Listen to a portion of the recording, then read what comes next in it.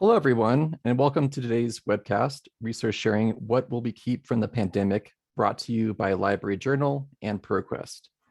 I really appreciate you joining us for this exciting session. My name is Mike Richens, Director of Product Management for Rapidill, and I will be leading off the introductory panel.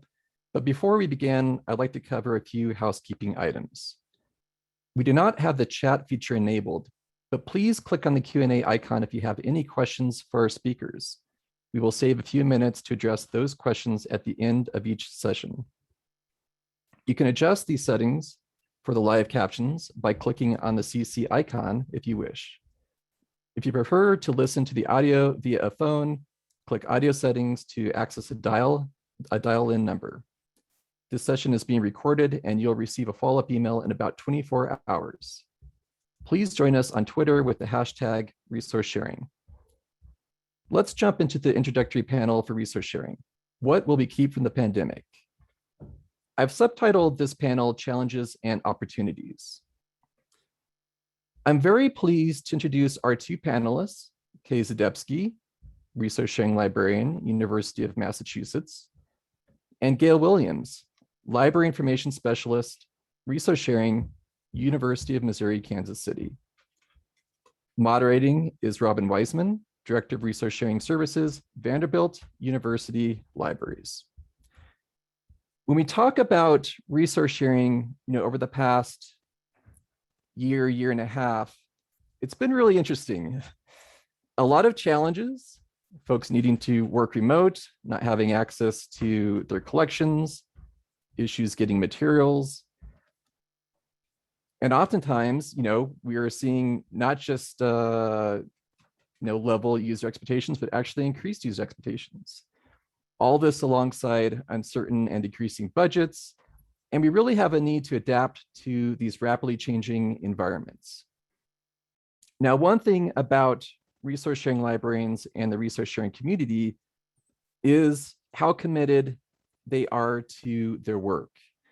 So one of the things that has happened over the past year are these initiatives around resource sharing that have been sort of a silver lining in everything that has been going on.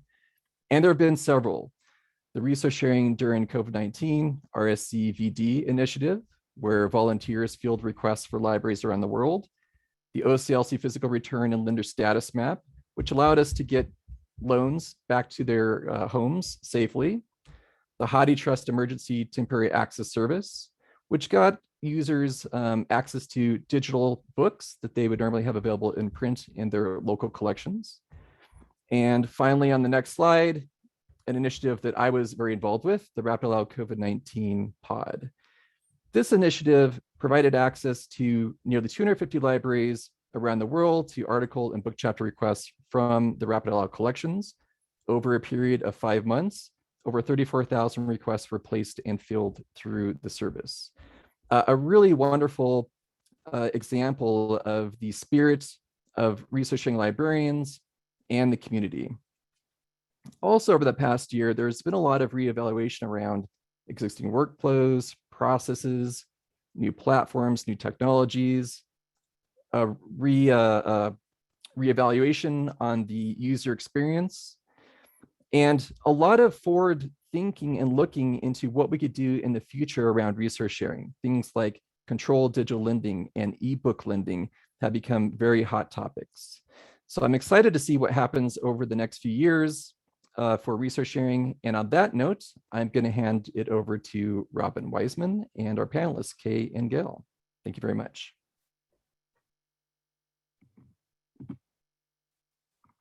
Yes, thank you again for everyone for coming out, and to our panelists. Jumping right into our first question. What is your current state of resource sharing heading into the fall semester? I'll go first. Right now, we're back at providing full services, both articles and loans for both lending and borrowing. But we are doing it a bit differently than we were before. Before the pandemic, all of our department was on site for 40 hours a week.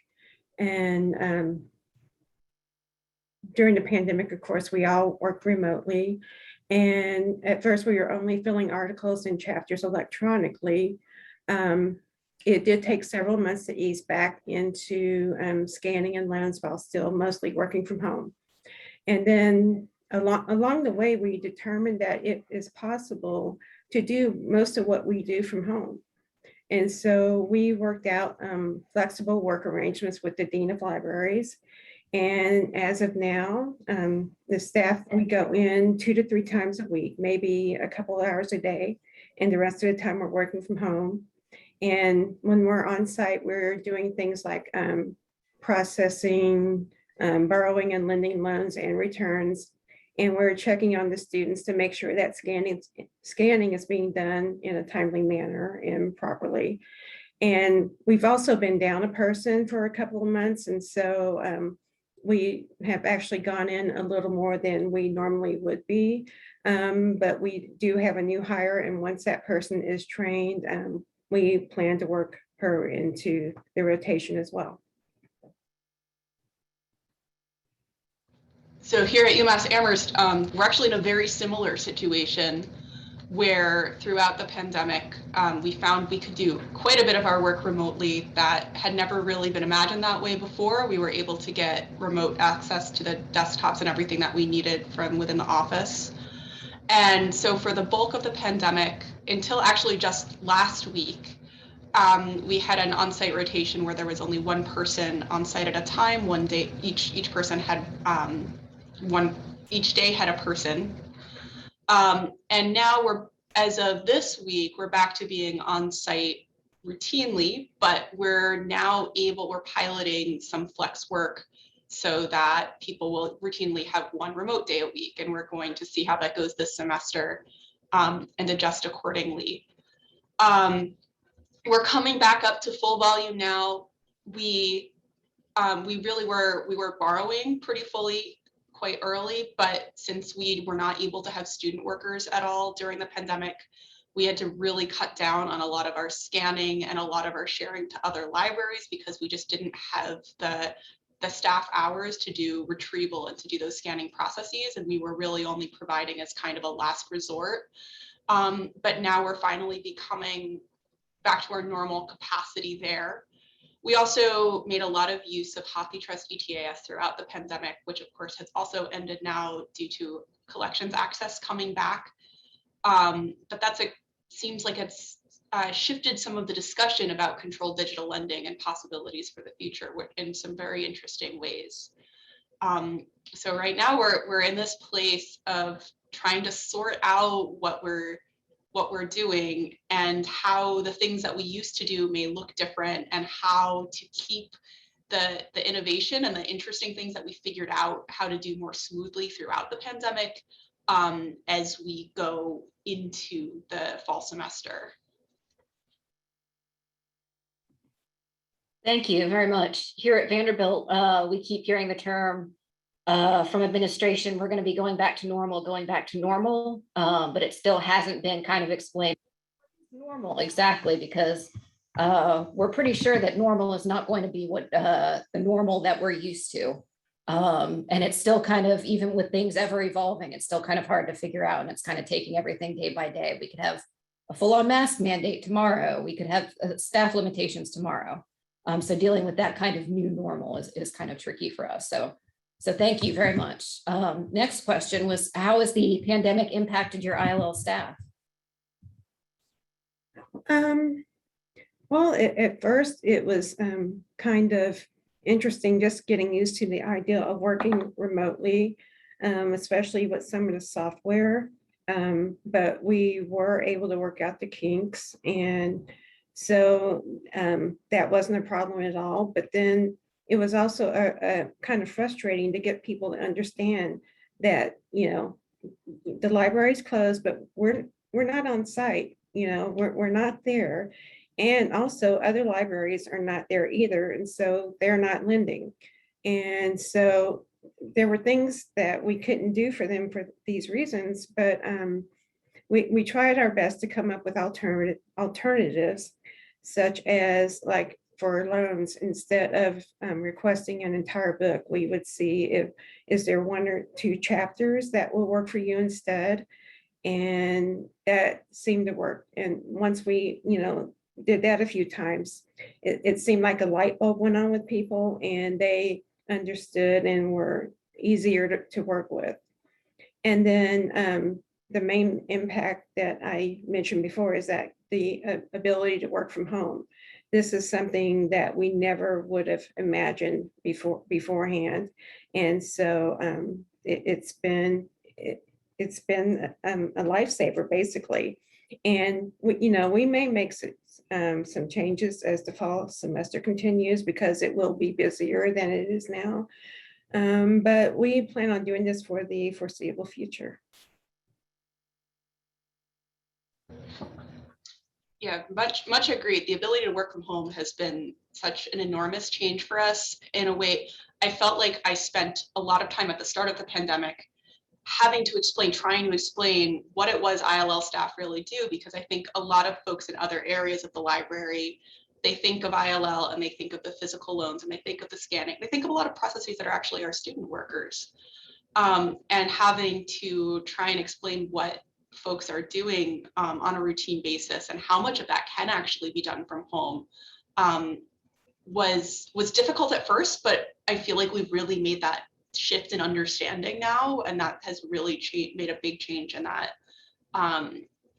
In that I'm seeing this change in the culture throughout our libraries and other departments as well. So we had to come out with so many ideas and workarounds to meet patron needs. We wound up with, we made a loan triage queue. So just anything that was a loan went there first, because there was also this whole variety of, some publishers had made things more accessible, especially at the beginning of the pandemic. There was HathiTrust, ETAS, there was the Internet Archives, Open Library. We were also directing patrons to sources like the Boston Public Library has a lot more ebooks than, especially popular ebooks, than we do. And their policy is that any folks who are living, working, or studying in Massachusetts are eligible for cards there. So we found ourselves referring our patrons sometimes to them when we couldn't get an electronic book in a different way. And just having to get really creative about how we could respond. And similarly, we also did a fair bit of having to follow up with patrons and say, hey, we're sorry, there's no way that we can get this actual item. Maybe we can get a chapter, or maybe you can ask for it later. Here's the options that we have available, which folks were happily pretty understanding about. Our capacity, again, was really dramatically reduced without our student workers. So we did have to shut down a lot of our routine lending. But again, that's starting to come back now. We always tried to do, it was also very interesting getting staff trained up to do a lot of more nuanced looking at what the possibilities were. A lot of the things that we had previously had automated to some degree, we actually had to take the automation off of, because if it was just going out automatically and a patron needed something electronically, there was no way we could ensure that the library who got a loan request wouldn't send us a physical item. So that increased a lot of staff time looking at things, but we actually improved some of our fill rates because of that. And so a lot of that kind of training is something that is going to see us in good standing as we go forward into the future. Thank you very much. Given what you guys have just mentioned, how has your user experience evolved?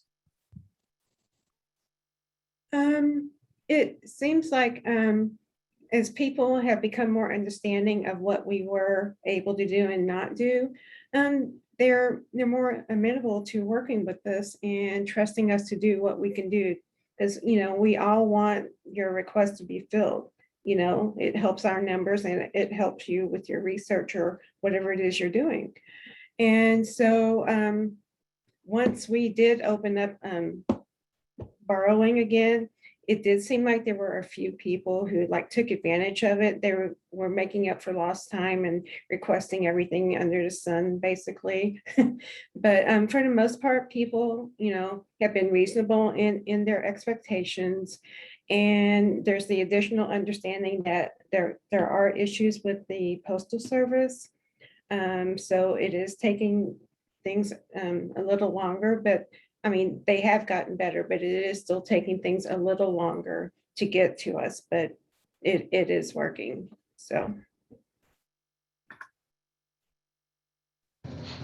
Yeah, I think one of our biggest user experience changes was a very timely update to our ILL web pages. We'd actually had started working with Atlas just before the pandemic to update them and hadn't put anything in place yet. When we were finally able to do that, we were also able to institute patron ability to select a loan delivery preference, because one of the big things we did was vastly expand our physical mailing. So before the pandemic, we would mail maybe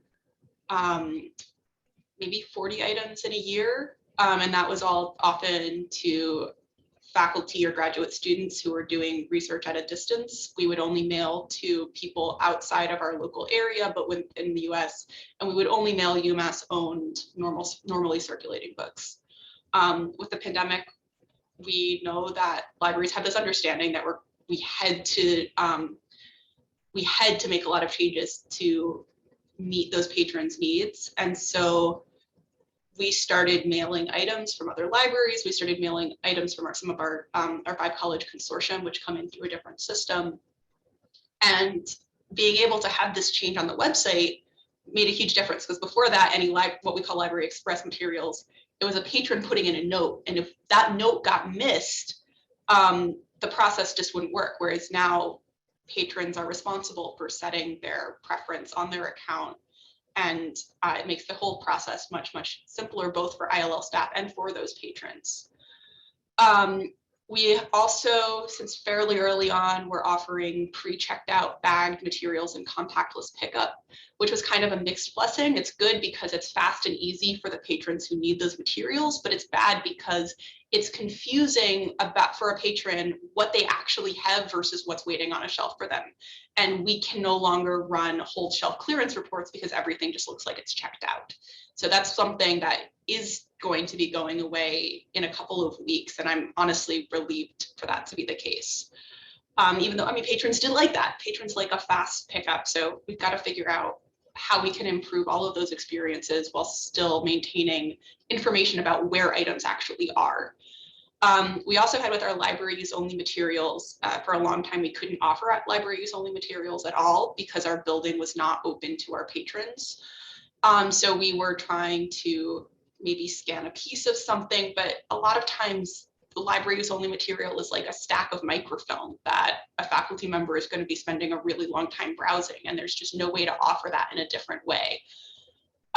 Once our building opened up to our community, we set up a space for microfilm in our microforms room. And then we've actually been working with our special collections department to hold the rest of the library use materials, which used to be handed off at a service desk, but with the way our contactless pickup was set up, it wasn't reasonable to do it that way. And I think we're going to be continuing to use the special collections reading room for just all our library use only materials going into the fall, which at least won't be a change for patrons from the summer. It makes that a little bit easier. But a lot of the user experience has also remained the same. They know that we're going to go through whatever lengths we have to get them the material that we need, anything that we can do. And we've also had the experience where folks have been pretty understanding of the situation where, maybe only 1 or 2 libraries own something. And if that library is shut down, there's just nothing we can do until or unless that library opens up again.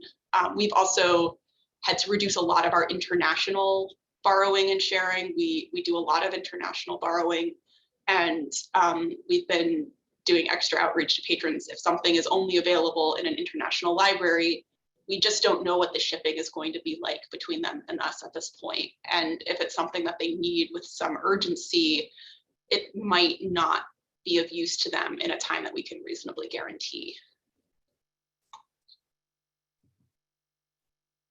Thank you. Question for Gail. Gail, you participated in several resource sharing pandemic initiatives last year. Can you speak about your involvement in these projects? Sure. So last fall, I took part in a discussion hosted by Libris. It was titled Born into Chaos, Interlibrary Loan in Uncertain Times with Rapidill. And two other panelists, along with myself, we talked about how Rapidill allows us to fill more requests, even doing less work. And it really was a game changer. We've been on that for, well, since 2018. And there are many requests that we don't even see at all, which is great. And I also discussed about how our library uses Rapid in conjunction with OCLC and Lifeline to make sure that basically all their bases are covered when filling requests. And then in addition, this past March, Mike and one other panelist from the previous panel, we did a panel presentation at Electronic Resources and Libraries. And it was based on the presentation that we had done prior, but it was a bit more detailed. Thank you very much. Question for Kay. Can you talk about your approach to a non-contu-based ILL copyright evaluation? Absolutely. So this is another initiative that actually started before the pandemic and then got delayed because we were going to first pilot it around March of 2020. And obviously those sorts of projects were the sorts of thing that got set aside to figure out how we were going to operate from day to day. But we have at this point implemented a new evaluation process. And the basic concept is that we're going to pass all requests through without saving any kind of CCC information or making any kind of prior assumptions as we're passing them through. And then annually we evaluate filled article requests. There was a task force at my library, which I chaired, which went through a lot of consideration and discussion about how we would do this evaluation. Really going back to Section 108 of copyright law, which states that interlibrary lending should not substitute for a subscription. So what does it mean to substitute for a subscription? There are a lot of ideas for how we could look at that, but we also needed a process that could be reasonable in staff work and related to our systems and in our record keeping, and which could be really consistent, where if we're looking at something a couple of years from now and someone says, why did you do it this way? I can know why I did it that way, and it's not kind of the whim of I'm choosing something one way or another. So at this point, our primary evaluation method looks at publication frequency of a journal, which we're able to get out of Ulrich's Web API. And we posit that an average of one article for every other issue published, every 2 issue published, does not, within the publication period of those articles, does not substitute for a subscription. After that, I'm able to get out of that report a list of the transactions that actually need copyright payment on them and pass them back through the copyright clearance in ILIID, saving that CCC information and make that payment out of ILIID. But it's still a really clunky process. We're still trying to make it a smoother, more efficient process. And a big part of what we need is for resource sharing software not to have contu so ingrained. Honestly, the hardest part of making this an efficient process has been fighting the automatic pieces on the back end that want to that easily save contu rule of 5 information, but don't so easily save information for a more holistic evaluation process. If anyone's curious about the details of how this is working and some of the technical pieces that we're fighting with right now, I presented about it at the IDS conference last week, which was recorded, and I'll be presenting again, hopefully with a more complete technical side of the process. I'm working with the IDS project now to make some kind of workaround rules at Northwest ILL conference on September 2nd. But again, this is all these workarounds and backups and processes that move things out of other processes. And I would love for someday for our resource sharing systems to be able to work with the kinds of evaluation that are more modern and more consistently related to what a library is trying to do, rather than just always falling back on Contu, which again was created in the 70s and is really, really out of sync with what the publishing landscape looks like today. Excellent. Thank all of you for all the wonderful information you've shared so far, and Kay, especially for condensing an hour-long presentation to just like 3 or 4 minutes. Let's move to Q&A since we just have a few minutes left. So first question, if you've been purchasing more ebooks for accessibility, oh, I lost it. There it is. If you've been purchasing more ebooks for accessibility during the pandemic, do you see this becoming a norm, or do you think your library will revert to purchasing print first after the pandemic? Who wants to jump in on that? I can speak. We have been going back to purchasing some more print than we did, mostly because a lot of ebook licensing, either the purchase price is really high or the limitation to just one user isn't in line with what the library wants our ebooks to look like. But I do think overall, we want to start seeing more, more ebooks, and especially ebooks with licenses that support interlibrary lending. Okay, great. Another question, did you have any permanent furloughs, layoffs in employees, or is there still hope of getting your employees back? We did not lay off a single person. What we did was a lot of departments obviously couldn't do their work, their normal work. And so like special collections and our sound archives, they had some like transcribing that needed to be done, or the newspaper projects and things like that. And so people were able to take those things home and do them from home. But the Interlibrary Loan Department, we actually were one of the few departments who actually were able to continue doing our work. So yeah, we really didn't have any issue with losing anybody. Yeah, I can't speak to the larger University of Massachusetts Amherst.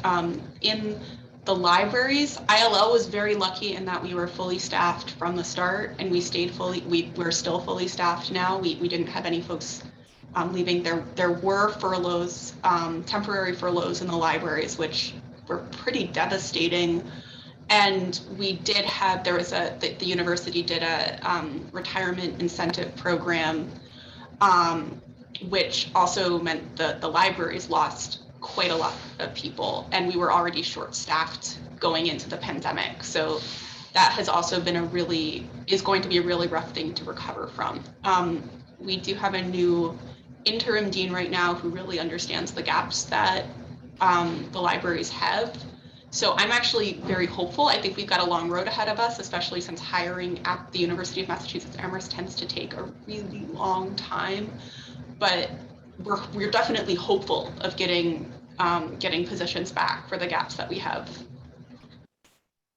Great. I think we have time for one more question. Will staff be able to continue to work in a hybrid manner, such as half the day at home and half the day in the library? I found working from home a couple hours per day helped me concentrate on complicated requests, free from the distractions of the circulation desk. Yes, we have been told that we will be able to do this for the foreseeable future. The only issue I see is that we currently have an interim dean who will probably be replaced by the beginning of next year, and they may look at things differently. And if so, we will have to revisit it. But as for now, we're planning on doing this for a while. Yeah, much the same. We're looking at the ILL staff here will have a 1 day a week remote rotation, which we may revisit. We also want things to be a little bit more flexible in cases of, say, inclement weather where the library isn't actually closed, but roads are difficult. We'd rather have somebody, stay safe and still be able to process some requests than not. And there's a big conversation. There's a lot of there's been a lot of debate between the various staff unions here and the campus administration about what flex work should be and what options people should have. But I'm starting to see it move in a really positive way that I don't think these discussions would have ever happened before the pandemic. So it's great to see that moving now. Okay, excellent. Thank you so much, Kay, Gail, and Robin, for all the information. It's wonderful. Let's move to the second panel now, resource sharing through partnerships. And our panel is Jaleesa Horton, Head of Access Services, Southern Methodist University, Allison O'Grady, Interlibrary Loan Supervisor, Williams College, and Kay Zadevsky, Research Sharing Librarian, University of Massachusetts, who will continue with us on this panel. And again, as moderator is Robin Weissman, Director of Research Sharing Services, Vanderbilt University Libraries. So resource sharing partnerships are certainly important during normal times, but become critical during challenging times, as we've seen over the past year and a half.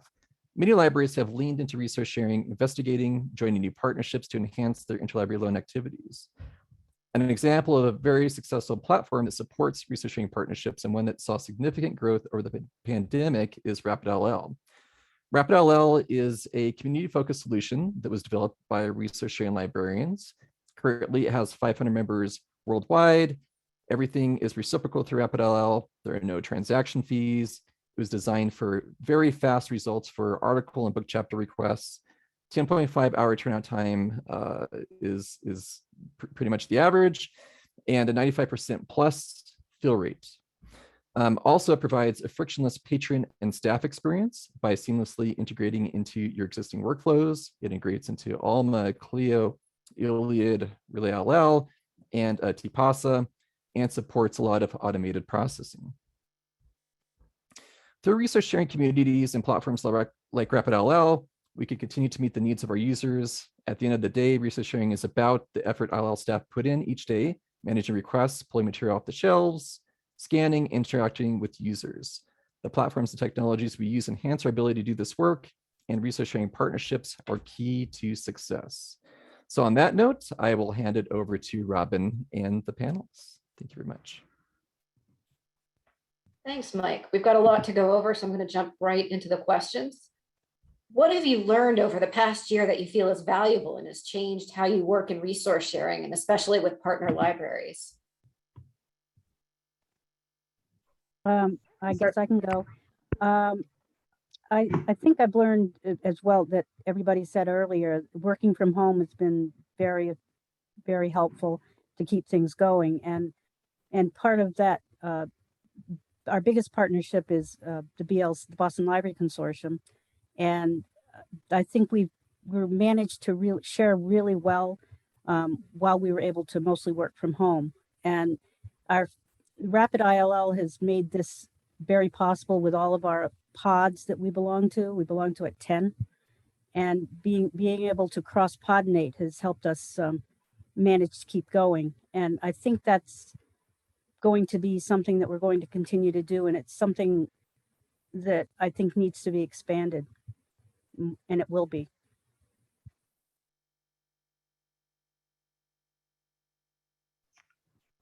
Also, from just this whole experience, I really felt that we were finding out that communication is really key in a lot of these processes between both our patrons and our partner libraries. When we've had issues talking to a lot of the patrons, partner libraries, whether it be through listservs or directly to the schools, has really been helpful because it's one thing that's great about libraries. Everyone's pretty understanding of situations. So making sure to keep those communication avenues open and aware of situations has really been helpful and very valuable. And that I think we will definitely try and continue as we move forward.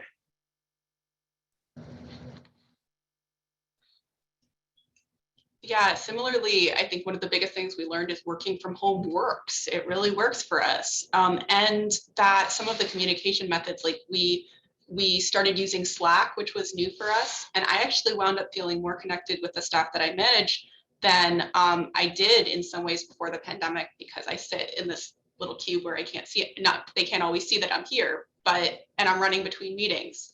But through that, it doesn't matter what meeting I'm at, I can see what's going on, and that's been really helpful. Not a new thing, but I think what was really reinforced most for me is that it's always worth it to ask. It's always worth it to ask another library. There were cases where maybe something is out of print and not digital, and the library is in one place and the patron who needs the item is many, many miles away from us. And a lot of times we were able to have a conversation and get maybe all or part of that item scanned and get that patron's needs met. And on the flip side, even when we were not routinely sharing physical materials, there were a bunch of times where we were able to get a unique item like a dissertation out to another library who couldn't get it another way. I think a lot of times it is easy. We have such amazing automated systems that do a lot of the work for us.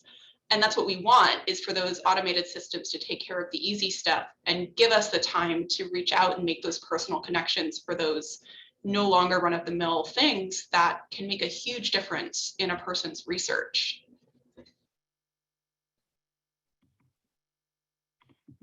Thank you very much. How has Rapidill and other resource sharing partnerships helped you provide services to your patrons during the pandemic?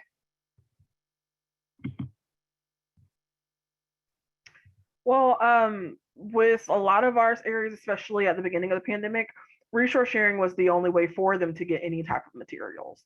So it became pretty much necessary for them to be able to continue through their semesters, especially with the pandemic starting like halfway through a semester. And so looking at that, Rapidill, other resource sharing partnerships were so helpful, and just they were the game changer in a lot of people's ability to be successful in the classes that they had already started, and continuing that into the summer and then into the fall. And so we've definitely seen, even since people have gotten back on campus, our resource sharing numbers are still up. And so I think the pandemic really opened their eyes to what was possible through resource sharing. And we will continue to see those numbers rise, or at least stay steady as we go through the future. So we're excited to see those type of answers. And we're also getting way more questions through both our emails and our chat areas about resource sharing, what's possible through it. And so I think it really did open up both faculty, but a lot of students, especially undergrad students, eyes to what is possible and what they can get. And so we're really excited about the future with that.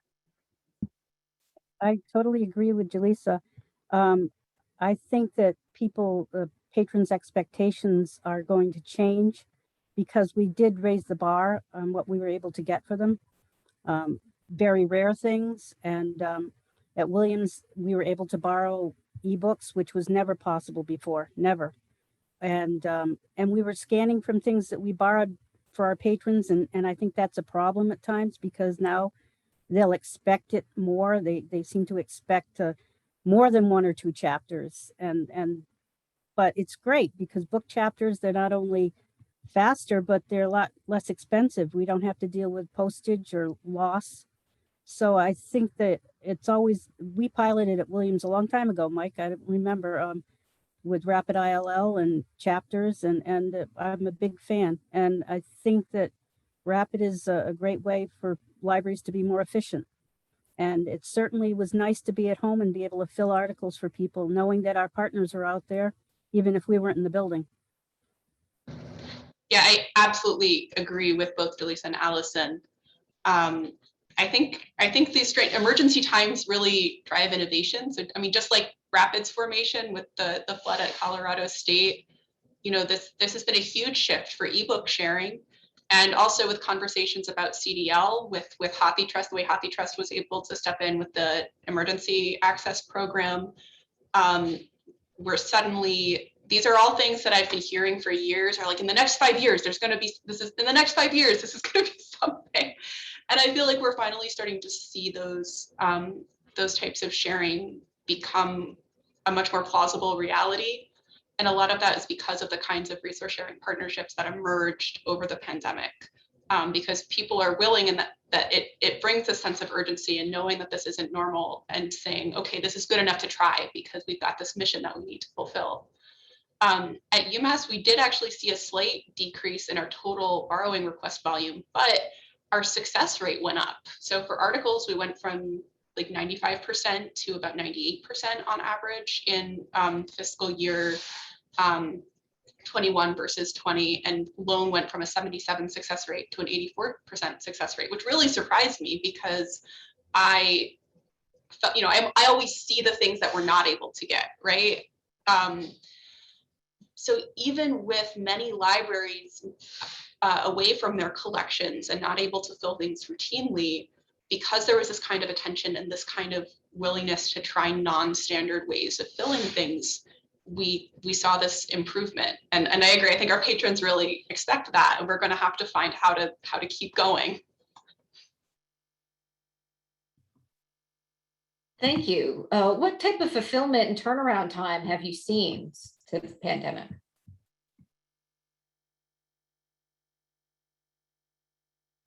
I think with our borrowing, it was about 95% through Rapid. Turnaround, it depended on where it was coming from, because the US mail was very, very pokey, and we have a Massachusetts delivery system where even this morning when I went into work, there were 5 books that were 2 months lost that came back from our public library. So we're lucky in the BLC, the Boston Library Consortium, we ship UPS, but if it's in Massachusetts, we might return them via the regional delivery. So, turnaround depended on where it was coming from a public library somewhere. It might take a couple of weeks, but within our friends in the Boston Library Consortium and other Rapid libraries in our Oberlin group, where Williams belongs to, it was pretty good. I think in the Boston Library Consortium, maybe 3 days for a returnable item anyway. And articles were extremely fast. We were on the same level of that. It kind of, throughout the pandemic of the last year, it kind of went through phases of being really great sometimes, and then with the Postal Service, it being pretty terrible, and then trying to get back on track with it. But on the overall, I'd say it's been definitely positive, especially in the electronic articles and book chapters area. We've been seeing it was just been amazing. So thank you to everyone who's been a part of that and making that available to everyone. Yeah, absolutely. We also saw very quick turnaround times in all electronic materials, whereas physical items were all over the map. And our only fringe cases were things like libraries, special libraries usually, who were shut down, who had very few staff, and were our one last resort to get a scan of some chapter or some report. Scientific reports were a big one. And those tended to be longer, but again, they were situations where the patron really needed it for a long-term research, and they understood that it was a special scenario. All of those routine materials, especially through Rapid, were fantastically fast.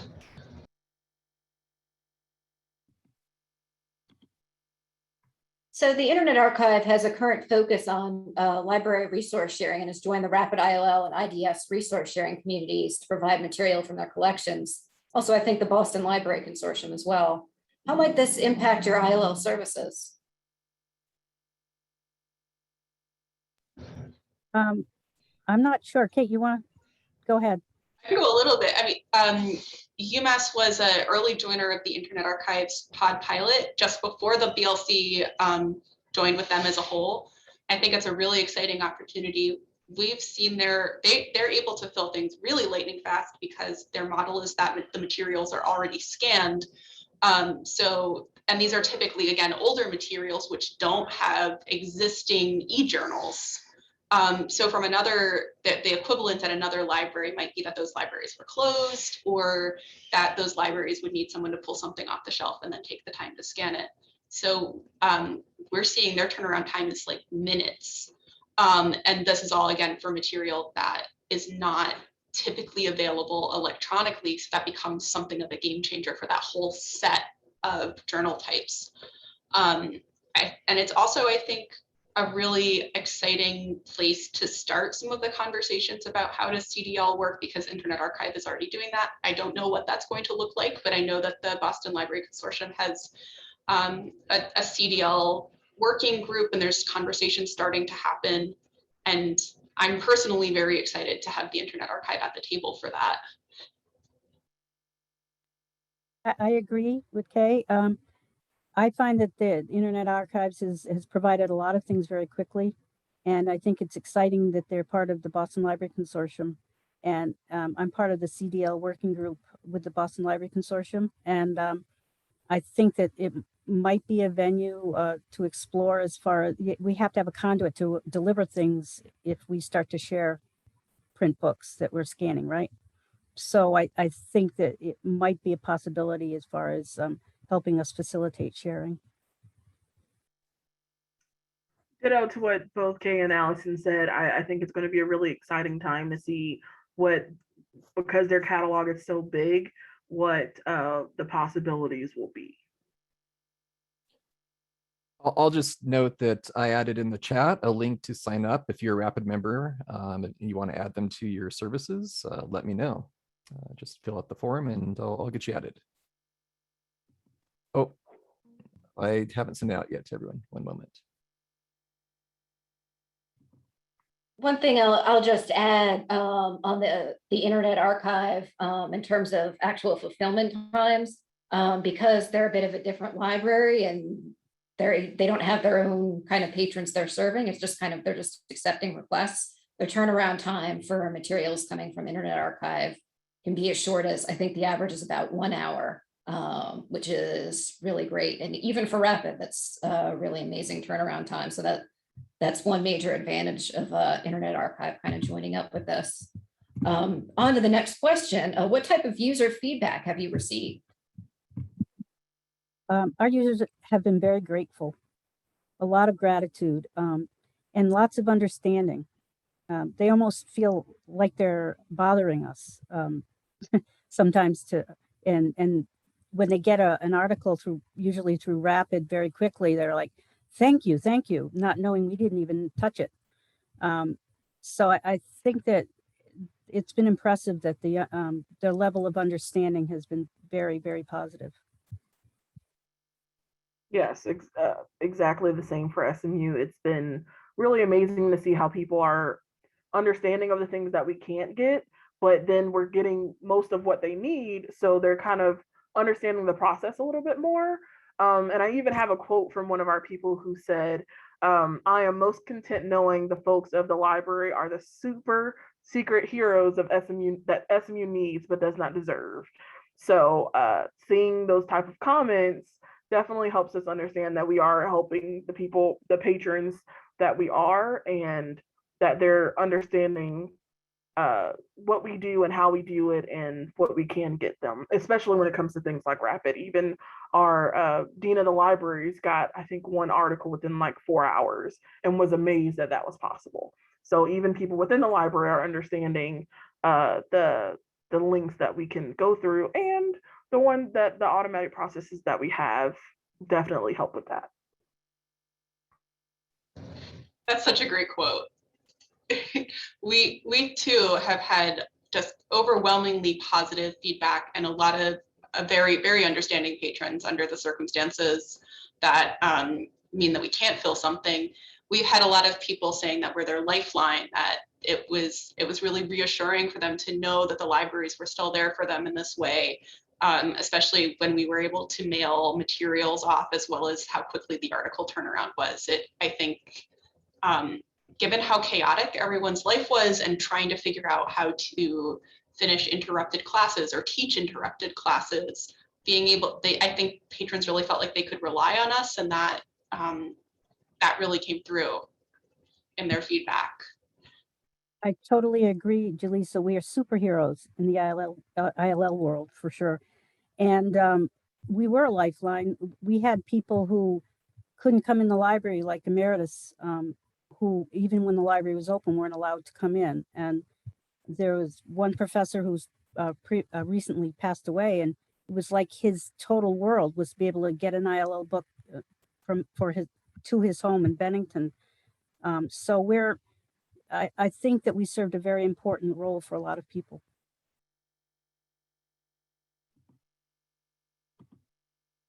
How would you like to see the resource sharing community evolve, and what excites you about the future?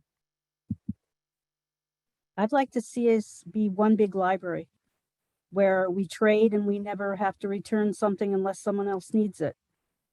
The library that owns it needs it. I'd like to see that happen, where we're able to pretty much share everything that we have, and whether it's scanning for CDL, because why keep it if it's not going to circulate in your own library? I completely agree with that. Mine was definitely controlled digital lending. Before the pandemic, it seemed like it was years away, and the pandemic really brought it to the forefront of, this is something that we need, and it's something that we need now. So it's kind of in everybody's mind. So I'm excited to see where we'll go with that. Yeah, definitely also controlled digital lending ability to share scans, and continuing to improve our ebook sharing and the publisher understanding of what we're actually doing, so that our licenses make sense with what we need to do. I'd also really like to see more of a shift away from using Contu as a copyright evaluation and payment mechanism, and to see our vendors taking that into account as they're building and updating the software that we use.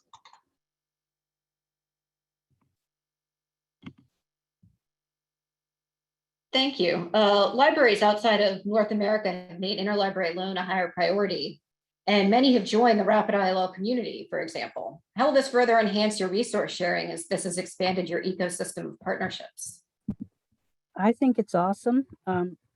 Traditionally, it's been very hard to get things from abroad, and if we or anywhere out of the United States and Canada. So I think that if it can be expedited through Rapid, so that we don't have to worry about it, I'm more the merrier.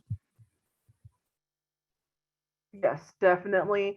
What I've previously seen, especially with articles, a lot of places would have to mail them. And so that would take even more time having to go international through customs, even if it's just for paper. So through the Rapid ILO community, being able to get that electronically will just by default help increase those turnaround times. So especially with a lot of international journals, I know for SMU, we don't really subscribe to those a lot very often. And so even being able to just get the international journals electronically it's just amazing. We're really excited about that. Yeah, absolutely. Really excited to see an expansion of more international sharing.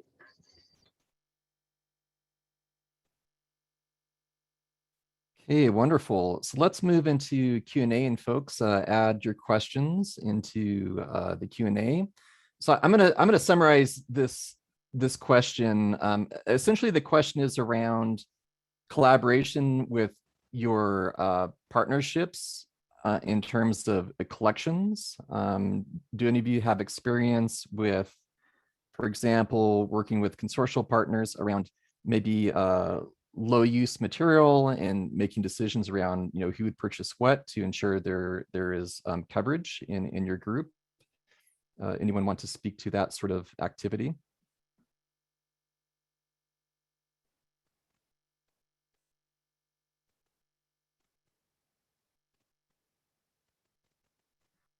I know we have not had discussions of this just yet, but I think that could definitely be a possibility in the future. We're already using ILO statistics to make decisions on journal subscriptions. And so as we go through and have more partnerships on a larger scale, it would make sense for this to be the next evolution of it. So I definitely think it's a possibility. Okay.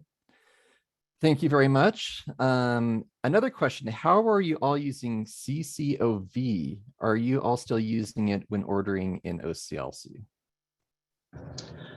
We're using it somewhat. So earlier on, I had made sort of a separate custom lending string where I was using that I had kind of segmented out the CCOV pod.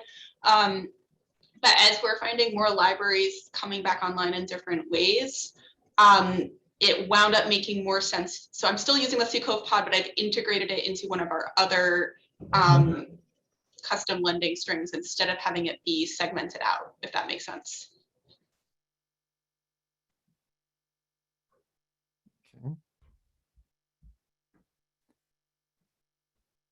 Okay, so a couple of these questions I think kind of carry over from the previous session.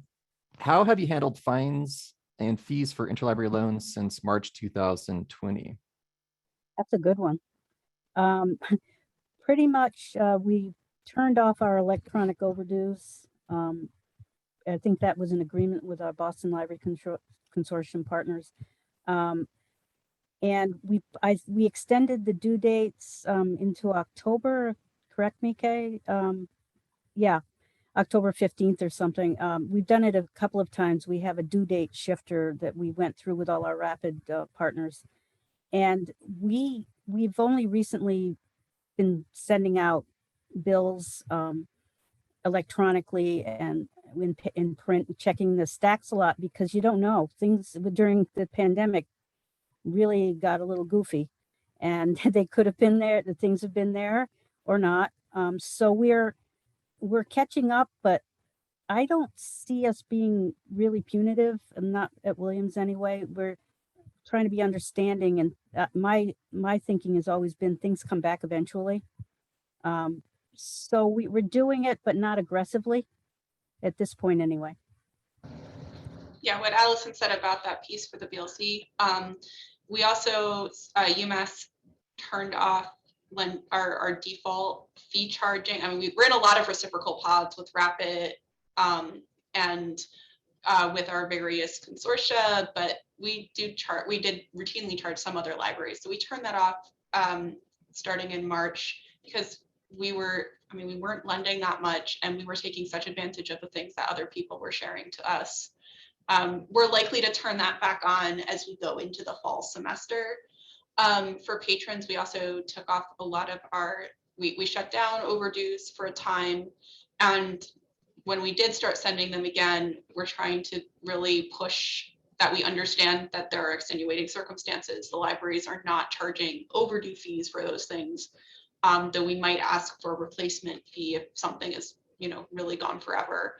And we're also providing return shipping labels to our patrons on request, which has, I think, been very helpful in getting a lot of those materials back, although we've still had patrons, like we had someone who was stuck in Brazil with their book for quite a while, which made it back last week. So there's a lot of this stuff that has been missing for a really long time that is starting to make its way back.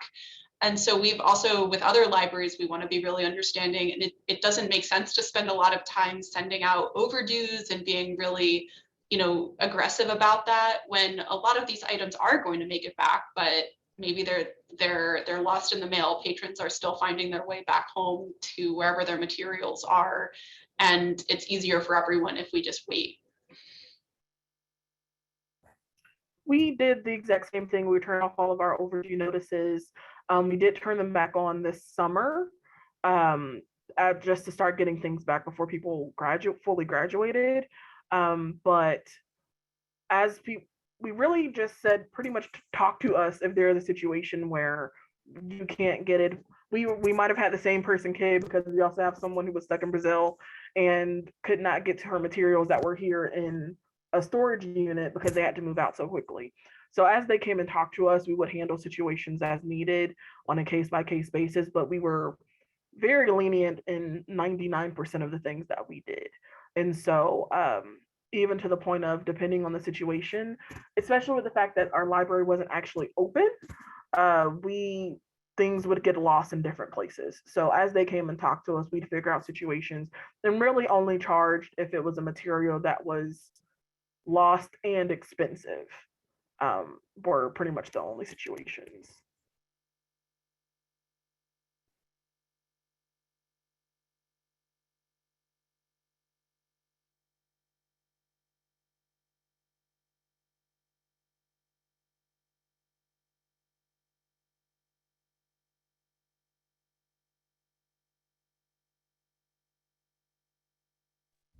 Sorry, I lost my Zoom screen. So one last final question, I think, and I lost that as well. How do I join Rapidill? And what sort of cost is involved? With Rapidill, there's a one-time implementation fee and an annual subscription. Other than that, everything between libraries is reciprocal. There's no transaction fee. It's very, very cost effective, and it'd be great to get you involved in the platform. Please reach out. I think you'll probably receive a follow-up email from the webinar with information. Otherwise, the xlibrisgroup.com webpage has information on Rapidill and ways for you to get in touch with us. So on that note, I'd like to thank all of our panelists for the session. A lot of really wonderful information. Thanks, Robin, for moderating. And at this point, I'm going to hand it over to my colleague, Judith Frankel, for the third and final session. Thank you very much. Hello, everyone. My name is Judith Frankel. I'm Director of Product Management working with Rapidill. And for our panel today, we have here today Mark Paris, Associate University Librarian for Scholarly Resources and Discovery from Brandeis University, and Dan Taylor, Library Systems Specialist from Ithaca College. So thank you guys for joining us. So let's talk a little bit about Rapidill before we go into the panel. So Rapidill started before the pandemic, but the new situation, of course, strengthened the need for this new solution. From day one, Rapidill was developed as a full resource sharing platform from discovery to delivery, so from the patron until the resource gets back to him, that actually can replace any existing product, provides a full spectrum of resource sharing, including document delivery, returnables, consortia, resource sharing networks, etc. What I want to present to you here today is our 4 pillars. The first one is user-focused. We want to transform the way end users experience services by making the process as easy and as transparent as possible. From the staff perspective, we want to make the interface intuitive, effective, and providing as much automation as we can for borrowing and lending workflows. And openness is one of our core bases. So we created Rapidill in a way that lets our users join the new resource sharing communities, but also they can keep working with their existing communities no matter what product they're using. That's kind of a very important base for us. And last but not least, forward-looking, and I've heard that you've all mentioned control digital lending and even ebooks lending, and these are exactly the areas that we're working on Rapidill already. So this is what we're doing. Will just mention shortly, because I do want to give our panelists their questions, but Rapidill includes some key components such as a shareholdings index that enables all of this transparency and efficiency. We use the pods mechanism based on the success of Rapid, and for document delivery, we also use the Rapid ILII technology. So with this very short introduction to Rapidill, I want to invite our panelists and ask them our questions. Hello. Okay, so here's a first question for you guys. What is the strategic position of resource sharing in your own libraries, and how does this align with Rapidill? If you could share. Yes, here at Brandeis, I think being involved in conversations around resource sharing for the last several years in this role, I've been involved in conversations that have really kind of talked about the value of resource sharing and how resource sharing, how Amazon, for instance, influences resource sharing. And so I think we've kind of heard it in the panels earlier today too, how user expectations are kind of behind a lot of what we're doing right now. And that kind of user expectation, to me, really, it's the discovery to delivery kind of pipeline, making sure it's all just a very seamless environment, a very consistent environment, from the request process. We're not asking people to go out to another platform to put in a resource sharing request. It's all seamless and it's all quick. And so that's really kind of the vision for resource sharing here at Brandeis. Hi, so at Ithaca College, that we really value all the things that kind of resource sharing encapsulates, like cooperation, collaboration, contributions. It's really the best parts of the library, both serving patrons and other libraries, serving patrons and other libraries. It really kind of wraps up into a neat little ball that really, really lovely way of just getting knowledge out there, making sure that people can research, making sure that people can get what they need when they need it. And for us, that's kind of a core institution of our college as well, to really make sure that we're supporting students in their research, and we're supporting our faculty in their research to make sure that everyone has more of a level playing field, no matter where they're kind of coming from. Great, thank you.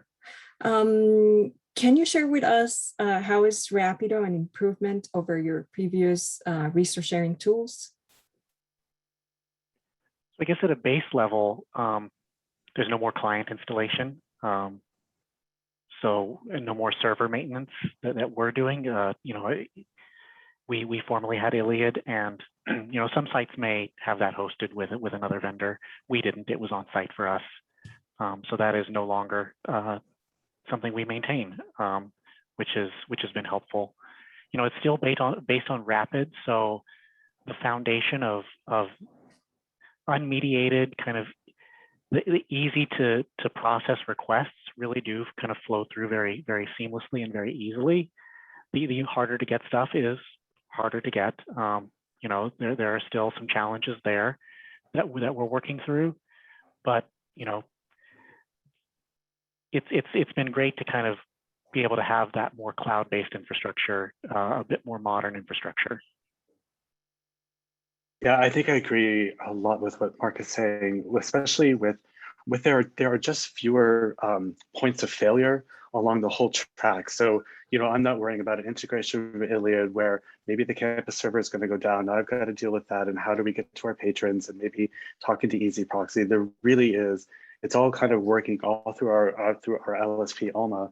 And it's both familiar to our staff users, but it's also familiar to our patrons as well, is that like they're used to kind of seeing how things work, and it kind of just neatly fits into the workflows that we've already established, and also really works well with our consortial partners where we do our resource sharing through Alma itself. So Rapidill can kind of be this kind of in between where we're kind of getting that streamline, we're getting the ability to see labels, we're getting the ability to really manage requests in a pretty efficient manner, but also it works with our existing systems with the Alma resource sharing that we can just tightly integrate as well. That's been great. Great, excellent. So I want to talk a little bit about your patrons, because you both are already live with Rapidill. So your patrons have been exposed actually to it. Can you give us a little bit of feedback on their experiences? Have you heard from them? Do you see this as really an improvement?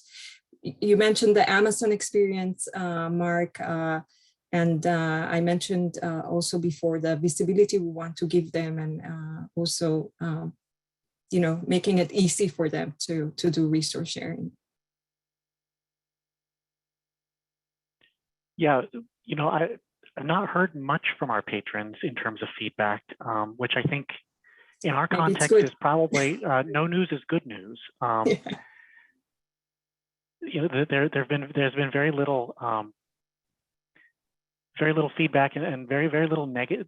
What little bit of negative feedback there has been is related to kind of a strategic change that I wanted to make with our implementation, and that was to not offer up a blank ILL form from the get-go, which I'll revisit that. I think my ideal there was to see requests that are based on metadata that's in the system being the preference, and then giving the blank ILL form as an absolute last resort. But I'm seeing that there's some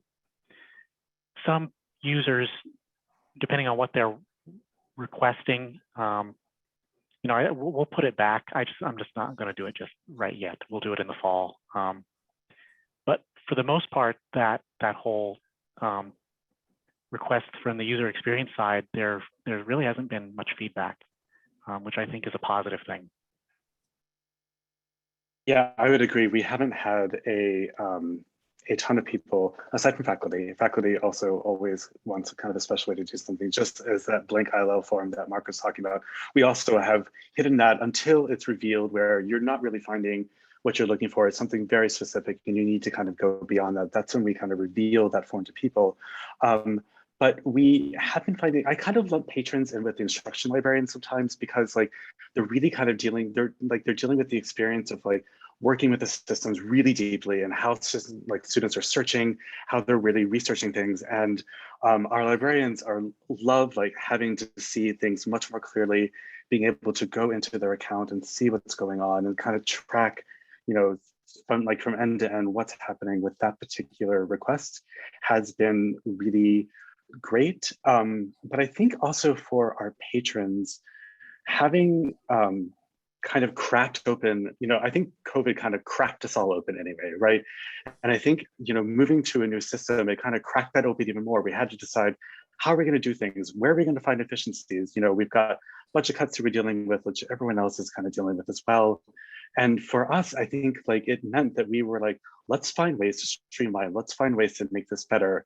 And, you know, Rapidill was a part of that, but also looking at our workflows, getting into a courier service, like creating more partners of local libraries that we could be working more directly with. You know, I think that part of it, even though it's not the part that maybe patrons see, those underlying things that kind of caused us to crack open really meant that we kind of put together something in a little bit different way that makes much more sense for our patrons. Great. So let's talk a little bit about the librarians, the staff. Maybe share a little bit about their experience, what you've heard from them, what efficiencies have you seen, even if you want to share with us your favorite feature in Rapido, but what is the side of the librarian? Well, I think, you know, with the July release and the fact that now resource sharing requests are you can download the item from the patron card in the My Account, and that it's your My Account is now one. It's all in one place. I think librarians and patrons alike really appreciate that, being able to give patrons help and instruction. It's now easier because there are fewer places to look. So you know, that has definitely been probably the most appreciated feature. I think for us is that we were not Rapid ILO customers before we went on to Rapido. So for us, this was a big game changer. Suddenly we could get things much more quickly. There was just a larger net that we could cast out into to get these digital files. And so the turnaround time of that has been tremendous for us. I mean, I think it's rare that we see a request go into our ISO partners. It's almost always like things can be fulfilled through Rapid. But also I think like bringing all of the workflows right into our Alma instance, where we're not checking out an ILID and we're not looking for this system and we're not going out to WorldShare to see what's happening. You know, we can really kind of manage everything in kind of one place. And that I think has created a lot of efficiencies for us. You know, I mean, I think also all the automation means that we can kind of focus on the trickier to find items, which everyone's got trickier to find items. I think one thing that we're learning is the kind of the human piece of that, is that suddenly now the work feels harder when it's not harder. It's just that like it's got these tougher things that you're really like, oh, I don't have any easy things to kind of be like, it's easy, I can just do that. It's like, okay, now I've got these tough things to deal with, so I can do that. So, you know, I think like being in a new environment is always exciting, and finding ways that we're kind of going to do that has been exciting for us. And, you know, I think all in all, it's been pretty efficient for our staff, and they've been really gung-ho to kind of try things and kind of make things better, mainly for our patrons. That's really where we're focused. Great, excellent. another, you know, pillar, I don't know how to call this, one of our, you know, very, very basic needs, or what we want to fulfill, is facilitate ILL, facilitate resource sharing, community networks. I can tell you we were proud when we had our first Rapidill customer go live, and we had questions like, how can you have one Rapidill customer live, only one? How are they doing resource sharing? So we are kind of proud or really wanting to facilitate the community and networks on resource sharing. It's something important. What is your experience with this? Do you feel it's right? We're going on the right direction? Oh, no, go ahead, Mark. I'm letting you take the lead first. I think this is moving in a fantastic direction. I think that this has really facilitated a lot of amazing conversations, because Dan mentioned the community aspect in his answer to the first question, and that is a huge part of resource sharing. It is not just about acquiring materials for our patrons, but it is about that community interaction and lending to other libraries and contributing to mutual success across many different organizations, many different institutions. And I know that this move for us has facilitated a lot of really strong strategic conversations. We've talked about the kind of internationalization of ILL. With this move for us, I have been talking to other partners around the globe and bringing us closer to working with them directly, because that is actually going to mean improved collection access for our patrons here. And so, yeah, this has been a highly strategic move for us, and it has allowed us access to new and unique collections. Yeah, I think the collaborative piece is really important. It shows itself in even small ways. As we're forming, we just recently formed a Northeast pod, and it was built on everyone agreeing on here's the terms we want, here's how we want to do it, here's who we think we should include, who it's best to include, and it really is it was more of here's something that we can build together. This is how we kind of build that together. But I think as with any early adoption and being on kind of the bruising edge of things, and Judith mentioned kind of being, some of the first customers out there, is that it is trickier. And we knew this was going to be trickier, and we expect this is going to change. But I think what's been really heartwarming is listening to our borrowing, our borrowing coordinator talking about all the libraries that she's reaching out to and saying hey, we're not doing it through WorldShare anymore. We're doing this a different way. How can we work together? And some libraries are just sure, whatever you want, let's just do it. Let's make this work. Other libraries are they're probably a little more stretched and they're a little more tentative. But I think it's really important to have these kinds of different ways of talking to people, and not to have one, if I can just say it, one kind of universe that this exists in. I think resource sharing is so important for libraries, and any ways that we can do it is really going to be a positive step for our patrons and for libraries. Thank you. So really, we touched upon being pioneers, right? So you guys still are part of early adopters program, and you're sharing that with our development partners. Which is kind of a unique situation, and I find it pretty, from my side, it's very exciting to be able to work closely to you and hear your needs and really work on workflows, and that's amazing from the product house. So wanted to hear from your side, how is that experienced? How is it to be a customer that is part of an early adopters product program? It's been really exciting. I'm an assistant administrator, so I'm always interested in how things are being developed, how they're working, things like that. But also, we're a really small shop, so I work really closely with you know, almost everyone in the library, because I'm the one doing the configurations, I'm the one helping with the workflows. And, you know, I think like kind of being on the bruising edge of it is really exciting. And it's, you know, I think our development team has been really great about like taking feedback, asking deeper probing questions about why we're asking for certain features or why or roadblocks we may be running into, and kind of talking this through. It isn't like, well, that's just how it is. It's more of like, well, that's really interesting. Tell me more and tell me like more about that. But I think also because it's an international stage for early adoption, that like, you know, like hearing the development partners talk about like working with the other partners in Australia and across, you know, across the globe, like hearing customs of things that maybe aren't exactly customs of our library, maybe even US customs, but really kind of blowing up beyond that. And it's really interesting to see how other people are doing things and how they approach it. And I think just being a part of that cohort really means that we get to see innovation. We get to see stuff that maybe we're doing that's kind of cool, but maybe stuff that we'd never even thought about. You know, I think that's the kind of thing that happens when you're working closely. You're kind of all in the pit together. Completely agree with Dan. Yeah, you know, anytime we implement some sort of a new system for whatever, you know, purpose in the library, I think it's understood, or needs to be understood at least, that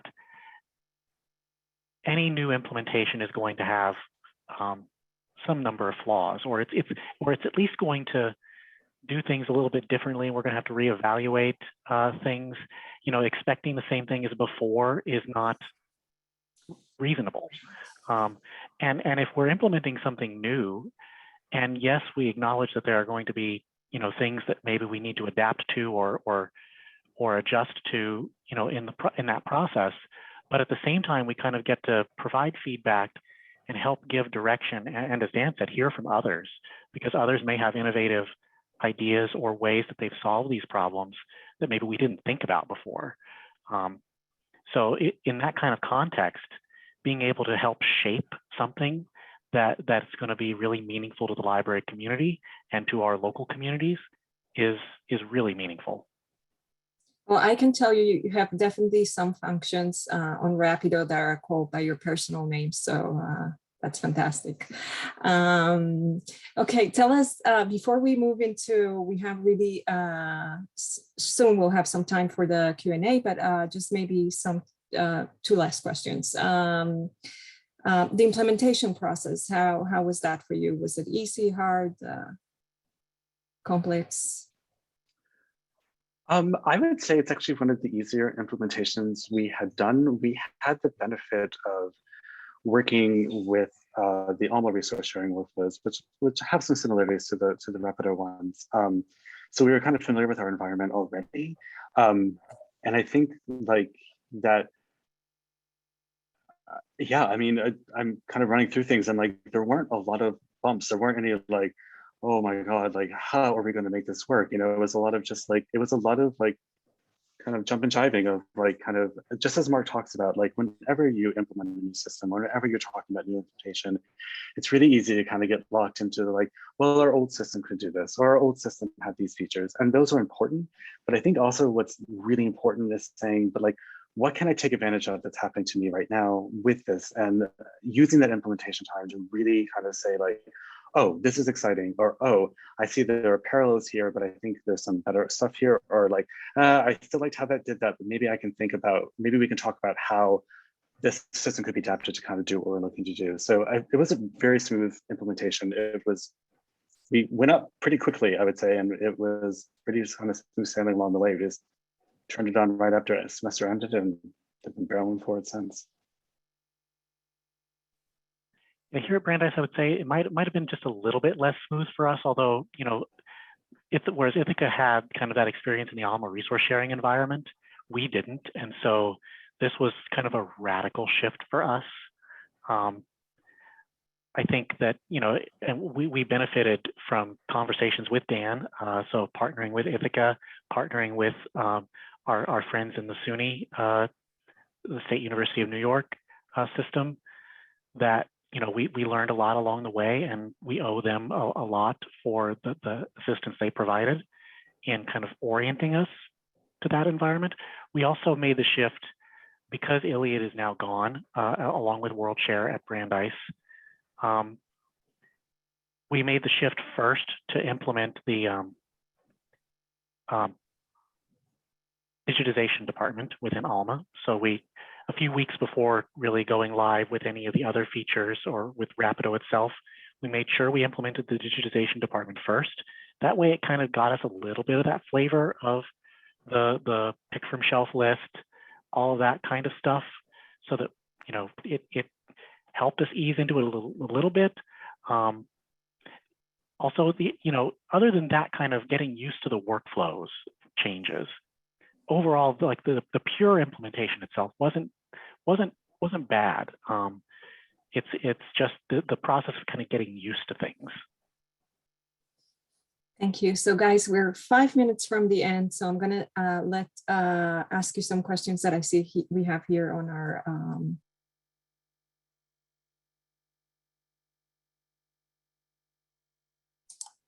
I was muted for a second. Okay, so I'm just gonna read here some of the questions that we have. With Rapido, are your lenders limited only to those who are also Rapid subscribers, or does it include OCLC libraries who have the item you're seeking? So guys, if you want to answer, or if you want me to answer, I can answer. I'd love for you to jump in somewhat, Judith. Is that like the partners, I think, are what you make them, especially in these early days, is that we've established external partners within our system that allow us to either we can work on some email, we can work one-on-one. I mean, even with the ALA request forms, I mean, there's really a lot of that. We're not doing a ton of requesting outside of it. We're pretty lucky within the SUNY consortia that, you know, that's about 60 institutions that can meet most of our needs, but not all of them. And so the partners, yes, are not just limited to that. You know, we've had native requests now with Brandeis and with other people entering into the pod. And so, yeah, it's not just us. Okay, I'll ask 2 more questions and then I'll need to close this event. So there's another question. Is a Rapid ILII and Rapido competing platforms, or can they be integrated?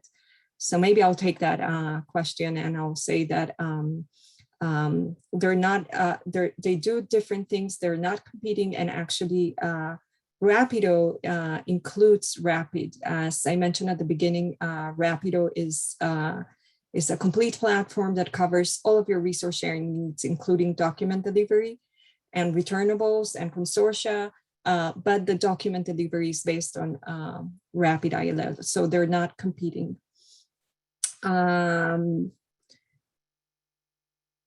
Okay, I think we need to close this. So there are 2 more questions. Maybe we can answer them offline. So I want to thank everyone, all of our speakers, to my personal panelists, but to all of the speakers of this event. The webcast will be archived, and we'll send you an email to let you know when it's available. Usually it's about 24 hours. And you can find the webcast and others archived in the events and PDA section of the libraryjournal.com. And also I want to say that you'll be able to find a link to the slides on the chat, and a CE certificate also in the chat. So thank you everyone for joining. This was magnificent.